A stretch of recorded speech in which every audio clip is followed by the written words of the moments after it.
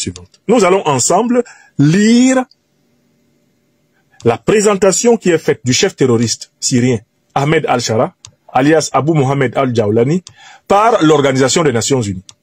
Puis nous allons nous demander comment l'ONU peut-elle avoir parfaitement documenté le statut de terroriste de M. al-Jawlani et de l'autre côté autoriser le président français, exceptionnellement, à recevoir ce chef terroriste à Paris et lever ainsi, pour ainsi dire, les charges qui pèsent contre ce chef terroriste en complicité avec le dirigeant français Emmanuel Macron. Puis, en dernière partie de notre intervention, nous devrons répondre à la question que faire devant cette complicité avérée de l'ONU, du président français Emmanuel Macron et du chef terroriste syrien Ahmed al-Shara. Que faire de cette complicité avérée de terrorisme? Nous, Africains, quelles sont les conséquences qu'on doit en tirer? Bon, nous avons le devoir d'en parler. Voilà la méthode que nous adoptons ici.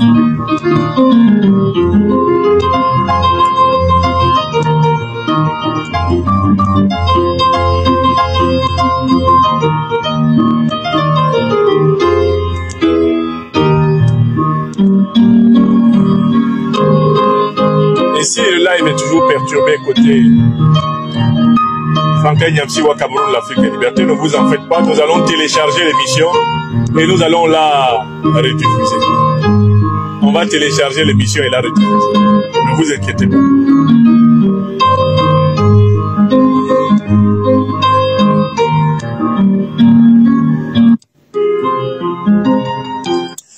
Alors, voici le document. Je voudrais d'abord commencer par vous montrer le document par lequel l'ONU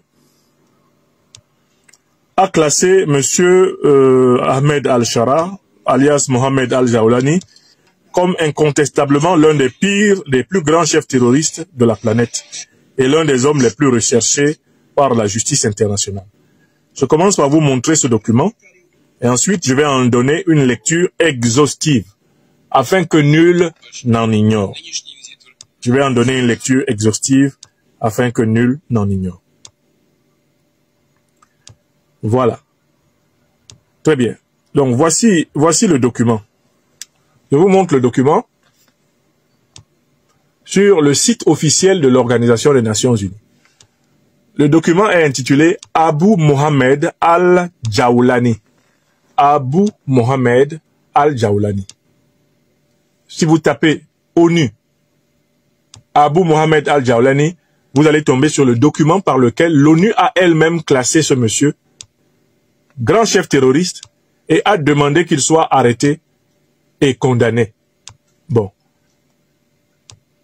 Comité du Conseil de sécurité faisant suite aux résolutions 1267, 1989, 2253, concernant l'État islamique d'Irak et du Levant, Al-Qaïda et les personnes, groupes, entreprises et entités qui leur sont associés. Deuxième partie, matériaux relatifs à la liste des sanctions. Troisième partie, résumé des motifs ayant présidé aux inscriptions des noms sur la liste des sanctions contre l'État islamique Daesh et Al-Qaïda. On arrive au cas de Abu Mohamed al-Jawlani. Abu Mohamed al-Jawlani. Et qu'est-ce qu'on lit? Conformément au paragraphe 13 de la résolution 1822 de 2008 et aux résolutions connexes ultérieures, le comité des sanctions contre l'État islamique, Daesh et Al-Qaïda publie les résumés des motifs ayant présidé aux inscriptions des noms de personnes, groupes, entreprises et entités sur sa liste. Abu Mohamed al-Jawlani, date à laquelle le résumé a été publié sur le site du comité, c'était le 24 juillet 2013 à 12 h. Date de mise à jour du résumé. Le résumé a été mis à jour le 3 juin 2014 à 12 h, le 3 février 2016 à 12 h et le 14 novembre 2023 à 12 h. Motif ayant présidé à l'inscription sur la liste d'Abu Mohamed al-Jawlani. Abu Mohamed al-Jawlani a été inscrit sur la liste le 24 juillet 2013. Écrivez la date à laquelle l'ONU a inscrit monsieur Abu Mohamed al-Jawlani, c'est-à-dire Ahmed al-Shara, le soi-disant président syrien actuel. Il a été inscrit dans la liste des terroristes le 24 juillet 2013 en application du paragraphe 4 de la résolution 2083-2012 comme associé à Al-Qaïda et à des personnes, groupes, entreprises et entités qui lui sont associées pour avoir concouru à financer, organiser, faciliter, préparer ou exécuter des actes ou activités d'Al-Qaïda en Irak, d'Ayman al-Zawahiri et d'Abou Bakr al-Baghdadi, en association avec eux, sous leur nom, pour leur compte, ou pour les soutenir, et pour avoir recruté pour leur compte. Je reprends les raisons pour lesquelles le monsieur a été inscrit dans la liste des terroristes. Je reprends les raisons. Motif ayant présidé à l'inscription sur la liste d'Abou Mohamed al-Jawlani, sur la liste des terroristes les plus recherchés au monde. Voici le motif. Abou Mohamed al-Jawlani a été inscrit sur la liste le 24 juillet 2013 en application du paragraphe 4 de la résolution 2083 comme associé à Al-Qaïda et à des personnes, groupes, entreprises et entités qui lui sont associées pour avoir concouru à financer, organiser, faciliter, préparer ou exécuter des actes ou activités d'Al-Qaïda en Irak, d'Ayman al-Zawahiri. J'appelle que Ayman al-Zawahiri, c'est le successeur direct d'Oussama Ben Laden. Quand Oussama Ben Laden a été tué, celui qui a pris la tête d'Al-Qaïda, c'est Ayman al-Zawahiri. Ayman al-Zawahiri et d'Abou Bakr al-Baghdadi. Al-Baghdadi, c'est le premier grand chef de l'État islamique. Donc, Ahmed al-Shara, que vous avez vu à Paris, le 7 mai, a été classé dans cette liste pour avoir été le bras droit des deux grands chefs terroristes, des deux grandes organisations terroristes de la planète Terre. En association avec eux, sous leur nom, pour leur compte, ou pour les soutenir, et pour avoir recruté pour leur compte. C'est-à-dire que Abou Moussa al-Jawlani, c'est-à-dire Ahmed al-Shara, a recruté des terroristes pour travailler pour Al-Qaïda et pour travailler pour l'État islamique. Donc des gens qui ont tué des milliers de personnes ont été recrutés par le monsieur que le président Macron a reçu à Paris. On continue. Information complémentaire de l'ONU. Abou Mohamed al-Jawlani dirige Jabhat al-Nusra, un groupe terroriste basé en Syrie, dont le nom figure sur la liste parmi les autres noms sous lesquels est connu Al-Qaïda en Irak. En 2011, Abou Bakr al-Baghdadi, inscrit sur la liste sous le nom d'Ibrahim Anwad Ibrahim Ali al-Badri al-Samarai, a ordonné à Abou Mohamed al-Jawlani d'ouvrir un front en Syrie pour le compte d'Al-Qaïda en Irak, en établissant une présence et en livrant combat sur place. Al-Qaïda en Irak a fourni des hommes, de l'argent, des armes et des conseils à Jabhat al-Nusra de Ahmed al-Shara. On continue. La création de Jabhat al-Nusra sous la houlette d'Abou Mohamed al-Jawlani, c'est-à-dire Ahmed al-Shara, l'homme que Macron a accueilli les bras ouverts, a embrassé à l'Élysée. La création de Jabhat al-Nusra sous la houlette d'Abou Mohamed al-Jawlani a été annoncée le 23 janvier 2012. Au dire d'Abou Mohamed, le groupe est composé de combattants venus du Proche-Orient. Dans un message publié à la fin mai 2012 par la fondation Al-Manara al-Badiya, l'organe de presse de Jabhat al-Nusra, Abou Mohamed al-Jawlani est mentionné comme étant le superviseur général de Jabhat al-Nusra. Abou Mohamed a incité les membres de son groupe à mener des attaques en représailles d'un massacre qui aurait été commis à Oula en Syrie, et il a exhorté les peuples du Levant à s'unir sur sa bannière. Bon nombre des attaques lancées par Jabhat al-Nusra sous le commandement d'Abou Mohamed ont causé la mort de civils. Dans un message publié le 10 avril 2013, Abou Mohamed al-Jawlani a confirmé qu'Abou Bakr al-Baghdadi avait apporté une aide considérable à Jabhat al-Nusra et l'avait chargé de mener le combat d'Al-Qaïda en Syrie. Il a exprimé son intention de créer un État dans la région du Levant, pas uniquement en Syrie, en recourant à la violence et a prêté allégeance en son nom et en celui de son groupe à Amman Muhammad al-Rabi al-Zawahiri, le chef d'organisation Al-Qaïda au niveau international, c'est-à-dire le successeur direct d'Oussama Ben Laden. Les communiqués de presse d'Abou Mohamed al-Jawlani, c'est-à-dire Ahmed al-Shara, ont été publiés sur les mêmes sites internet que ceux sur lesquels s'exprime Al-Qaïda. En juin 2013, le chef d'Al-Qaïda, Ayman al-Zawahiri, a confirmé dans une lettre adressée à Abou Bakr et à Abou Mohamed al-Jawlani que ce dernier était à la tête de Jabhat al-Nusra. Jabhat al-Nusra est actif en Syrie où il a mené plusieurs attaques terroristes. Personnes et entités inscrites sur la liste et ayant un lien avec la personne ou l'entité susvisée, Al-Qaïda, inscrite le 6 octobre 2001, Al-Qaïda en Irak, inscrite le 18 octobre 2004. Al-Nusra, Front for the People of the Levant, inscrit le 14 mai 2014. Abdallah Azam Brigade, inscrit le 23 septembre 2014. Ayman Mohamed Rabi Al-Zawahiri, inscrit le 25 janvier 2001.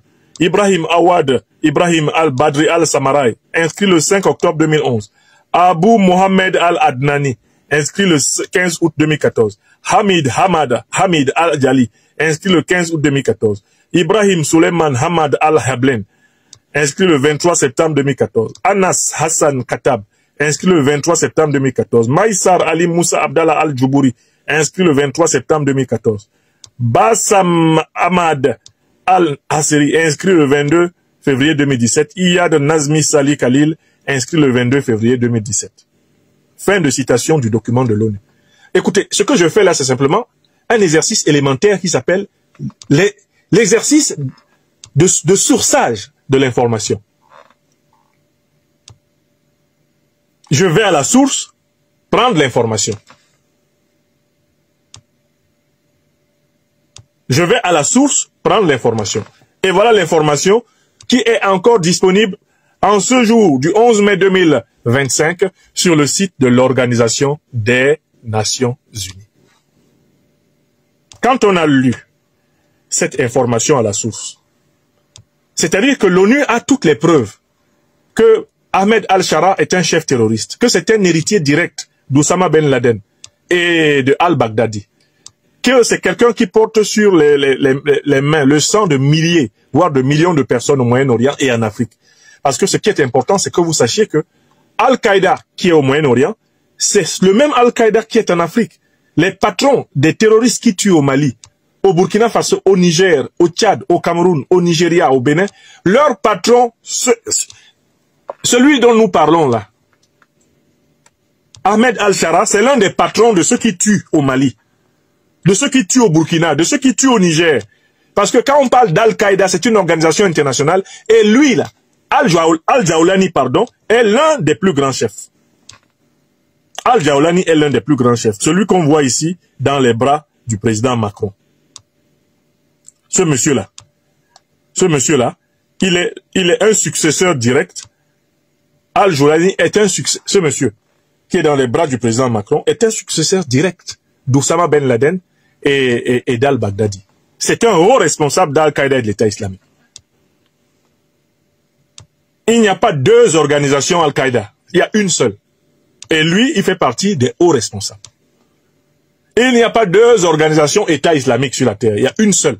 Et lui, il fait partie des hauts responsables de l'État islamique.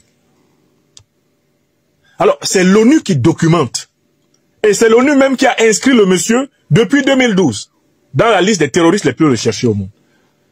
Mais l'ONU a accordé un passe-droit au président français pour recevoir ce criminel, ce terroriste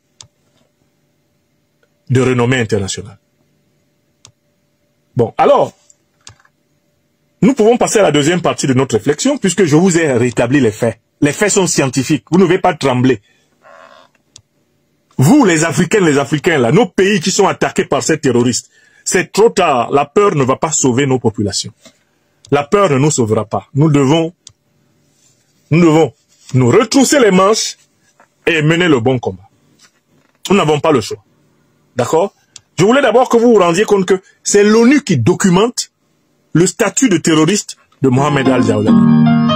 Maintenant, nous allons nous demander, mais pourquoi l'ONU permet-elle à Al-Jawlani d'échapper à la justice? Pourquoi Macron permet-il à Al-Jawlani d'échapper à la justice? Pourquoi Al-Jawlani s'entend-il avec l'ONU et avec Macron contre les victimes du terrorisme au Moyen-Orient et en Afrique? Ça, c'est l'objet de la deuxième partie de notre analyse.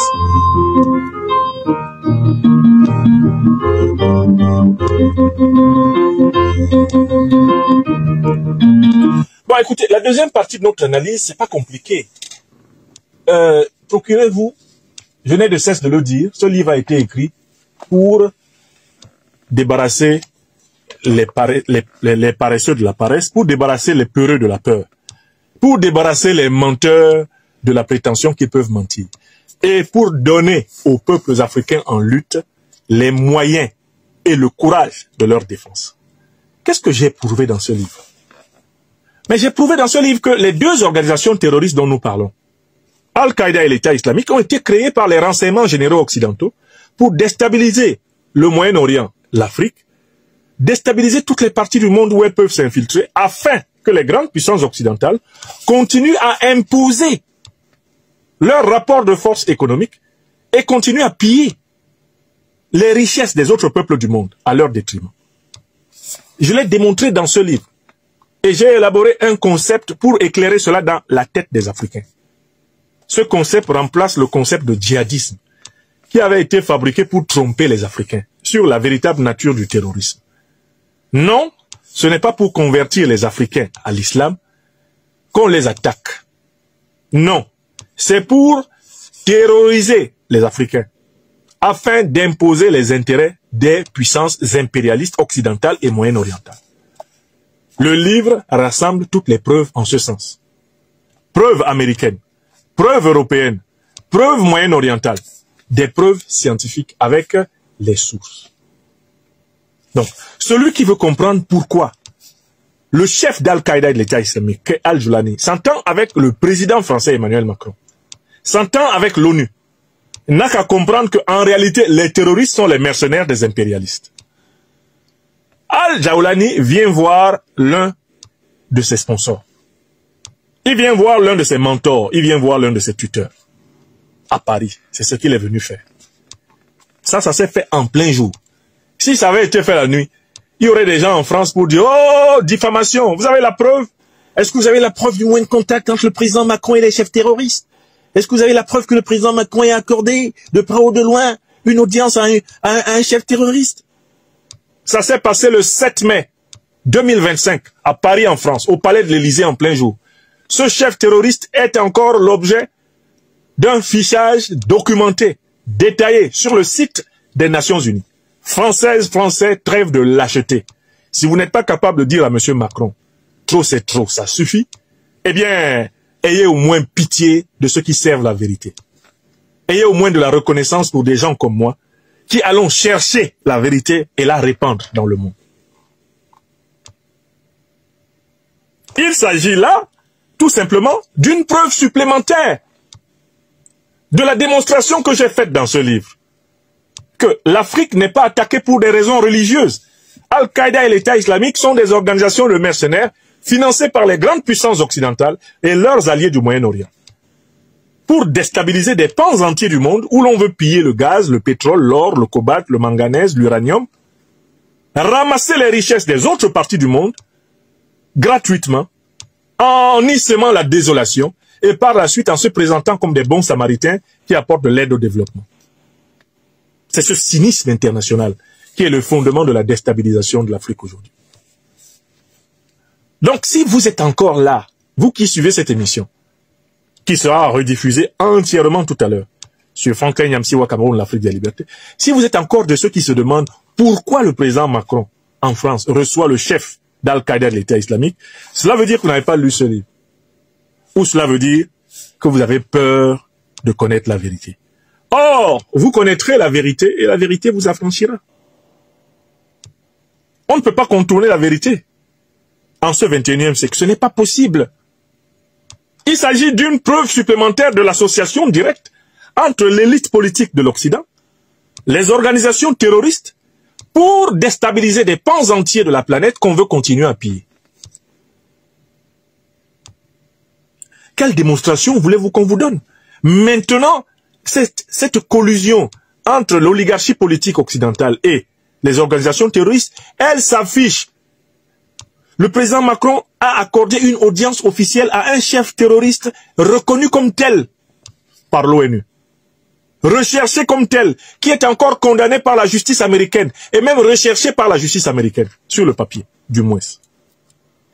J'espère que vous savez que le chef terroriste qui a été reçu à l'Élysée est encore considéré par la justice américaine comme un wanted, qui devrait être arrêté, et qui devrait subir une condamnation non moins inférieure à la perpétuité, si ce n'est la peine de mort. Donc, il faut que les Africaines et les Africains en particulier, qui sont vraiment le public cible auquel je m'adresse, se débarrassent de la lâcheté. il faut que tous ici, par millions, nous dénoncions, nous montrions que nous avons compris le message qui nous a été donné en plein jour. C'est nous assumons d'être les parrains des terroristes qui ensanglantent l'Afrique. Nous l'assumons en plein jour. Le Mali a porté une plainte en août 2022. Certains ont ri au nez du Mali. Le Burkina Faso a porté des accusations graves, quelque temps après. Le Niger a porté des accusations très graves contre la République française pour soutien au terrorisme. Il y a des gens en France et à travers le monde qui continuent à ne pas prendre au sérieux les accusations qui ont été formulées.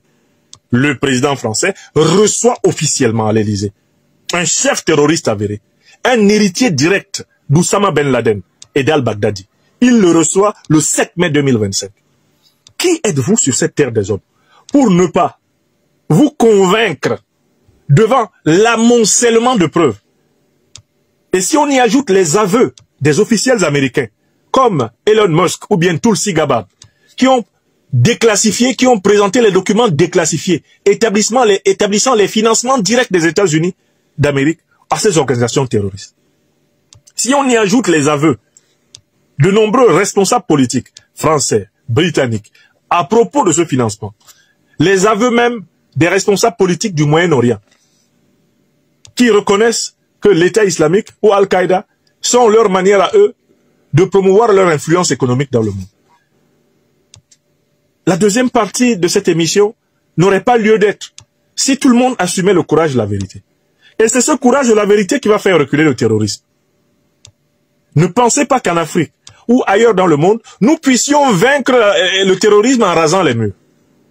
Nous devons montrer que nous avons compris qui fait quoi. Et que nous sommes déterminés à lutter contre cela. C'est la seule chose qui puisse nous protéger. Protéger nos familles, protéger nos sociétés, protéger nos pays, nos nations, protéger les générations futures. Se servir de la connaissance de la vérité pour générer des mobilisations. Bon, ça c'était le deuxième moment de mon intervention. Maintenant, troisième moment. En conclusion, qu'est-ce qu'il faut penser? Qu'est-ce qu'il faut penser en conclusion?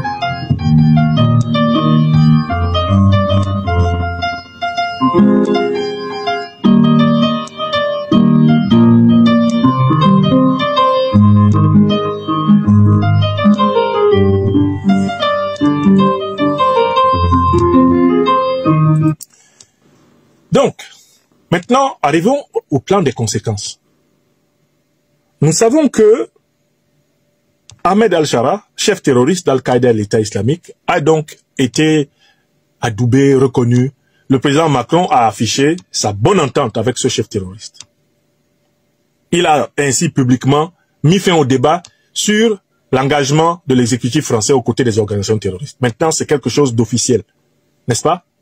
Le président français s'est permis d'accorder le tapis rouge de la République française à un chef terroriste, alors même que celui-ci est sous la condamnation de l'ONU comme tel. Ok. Donc, ceci signifie que, déjà on sait, pour ce qui est des puissances de l'OTAN, on savait que l'OTAN est l'organisation politico-militaire qui parraine le terrorisme. Là-dessus, il n'y avait pas de débat. Mais l'ONU, en permettant, parce que plusieurs informations concordantes indiquent que l'Organisation des Nations Unies a marqué son accord pour que M. Ahmed Al-Shara soit reçu par le président français. Ou plutôt que le président français a obtenu de l'ONU une clause d'exception pour le terroriste Ahmed Al-Shara pour que lui soit bien reçu. Ok, donc l'ONU, Organisation des Nations Unies, affiche ainsi une complicité directe avec un chef terroriste. C'est clair pour tout le monde. On a l'OTAN, on a la France de Macron, on a l'ONU qui s'affiche clairement comme étant clément, compréhensif, coopératif avec un chef terroriste. La question c'est qu'est-ce qu'on fait? Nous, Africains, qu'est-ce qu'on fait? Voici, à mon avis, ce qu'on doit faire. Premièrement, nous tous ici rassemblés, nous sommes des millions sur les réseaux sociaux. Nous devons dénoncer l'ONU, dénoncer le président Emmanuel Macron, président de la République française, et son gouvernement, comme étant complices du terrorisme. À travers le fait, on n'a même pas besoin de chercher des preuves supplémentaires. Le simple fait d'avoir facilité la réception à l'Élysée de M. Ahmed Al-Shara est une preuve du soutien au terrorisme. Donc, d'abord, nous devons assumer, tous ici, pas seulement moi, Parce que ça nous concerne tous. Nous sommes tous des victimes, directes ou indirectes, potentielles ou réelles, du terrorisme. Ne pensez pas que je suis en train de mener un combat individuel. C'est un combat collectif.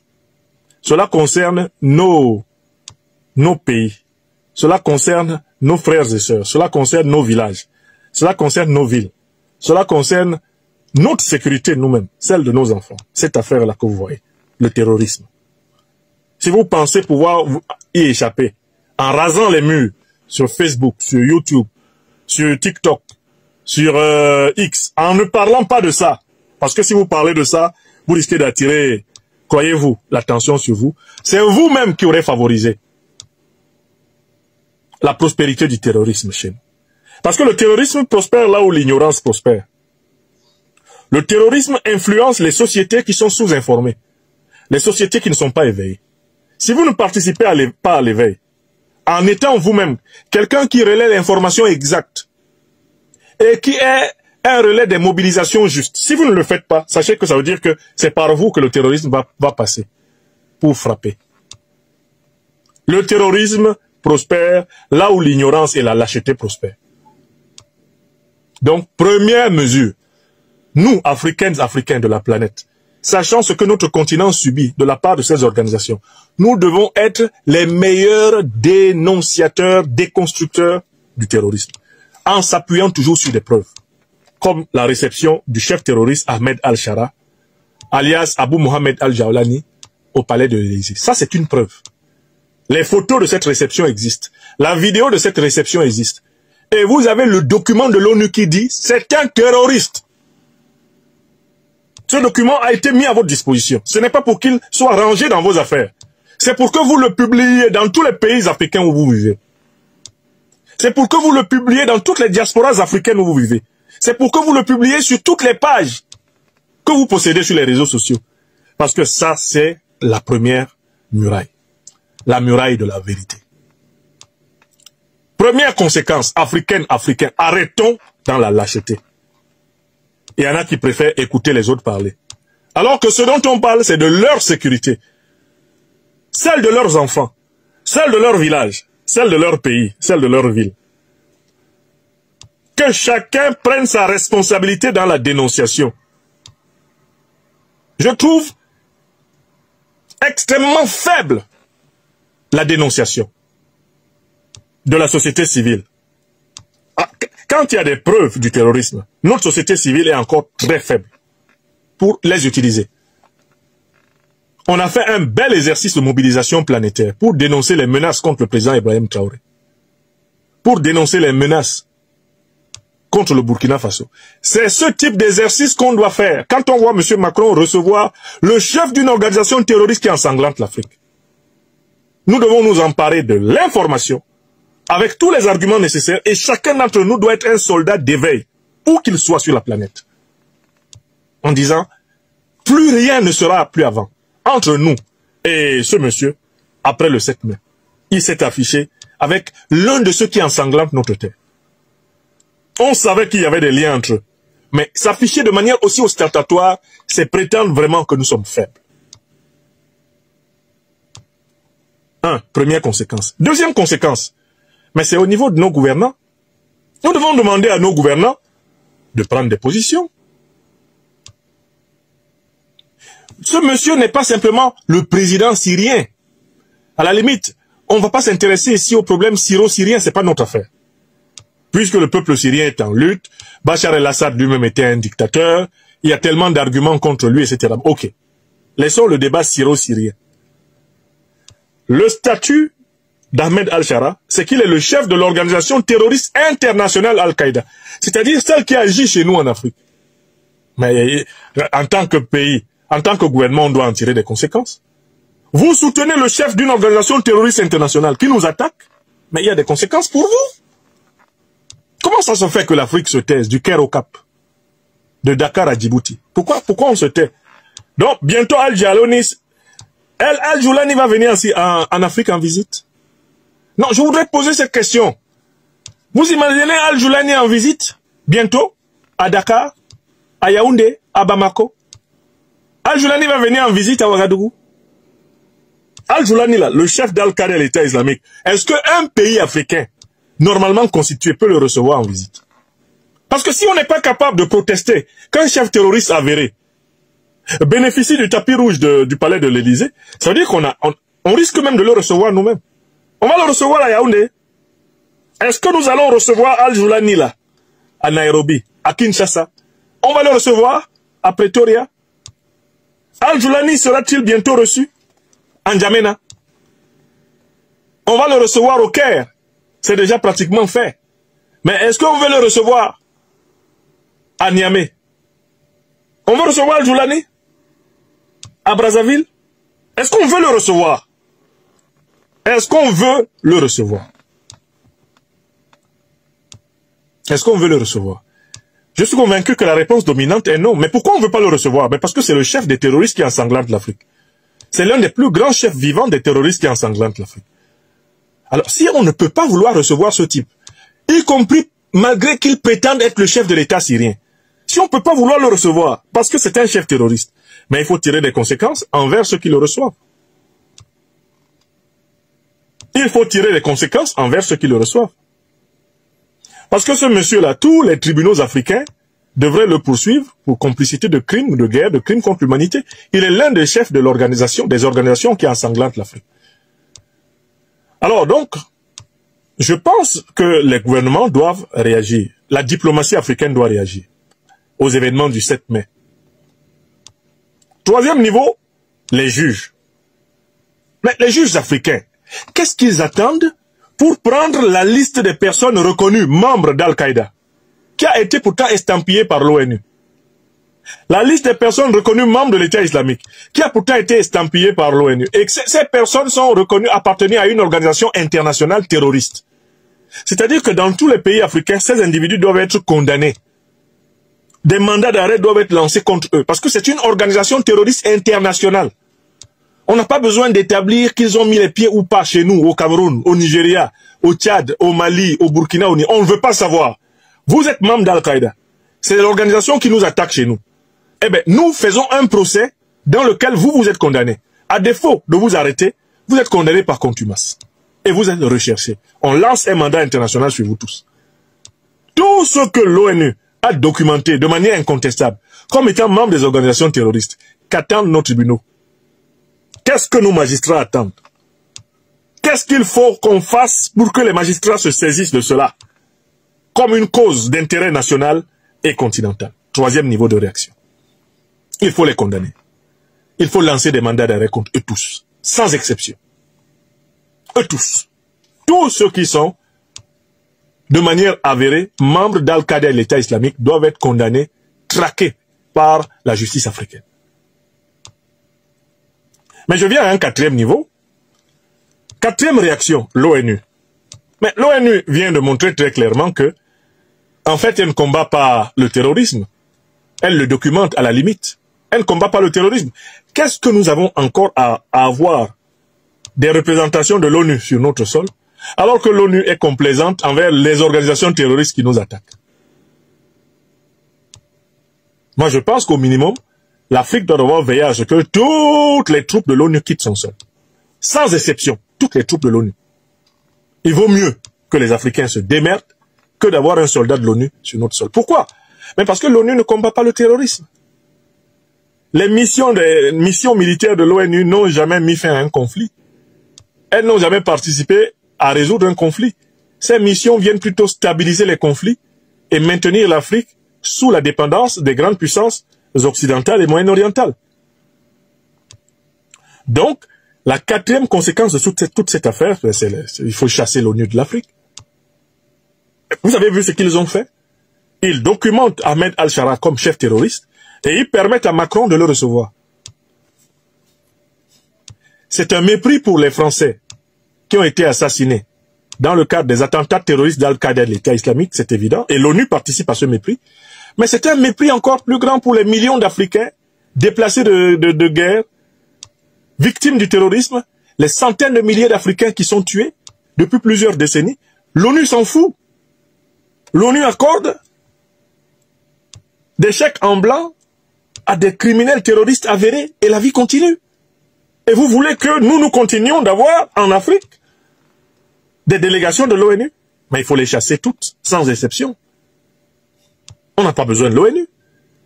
On n'a pas besoin de l'ONU, de ces experts qu'on trouvait, qui sont très forts pour dénoncer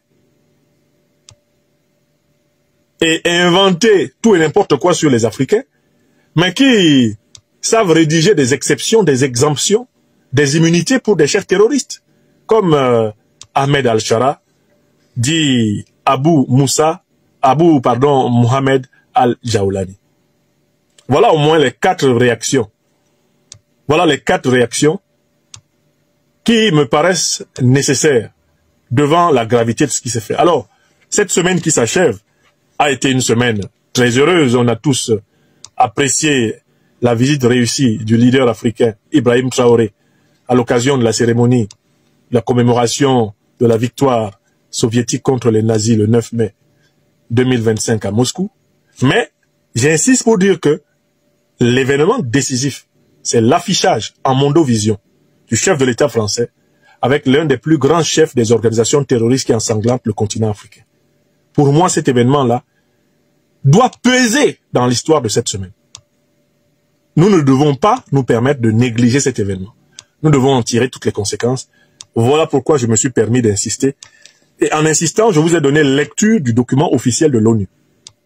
Oui, quand je dis que l'ONU doit quitter l'Afrique, c'est parce que l'ONU est complice des puissances néocolonialistes. L'ONU est complice des puissances impérialistes. Elle est même leur instrument. L'ONU est complice du terrorisme. Et là, elle vient d'être prise la main dans le sac en flagrant délit de complicité de terrorisme avec le président français Emmanuel Macron. Alors lui, qui est habitué à mettre sur moi 36 000 plaintes devant tous les tribunaux de France et de Navarre, mais qu'il fasse la même chose, parce que j'ai dit qu'il est complice de terrorisme. Dès lors qu'il accorde le palais de l'Élysée à un chef terroriste avéré, poursuivi comme tel, recherché par la justice américaine. Je mets au défi M. Macron de me porter plainte pour diffamation.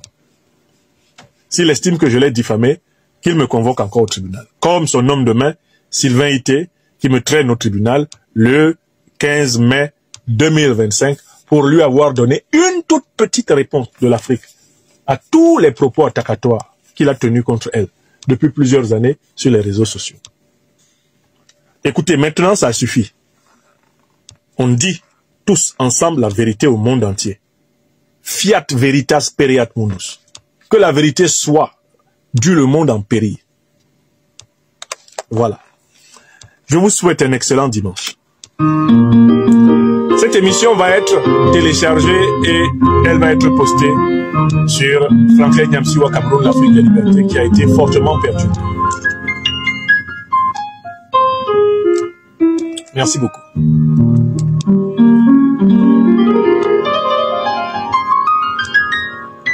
Portez-vous bien.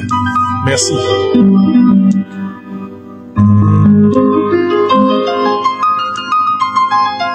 Merci beaucoup.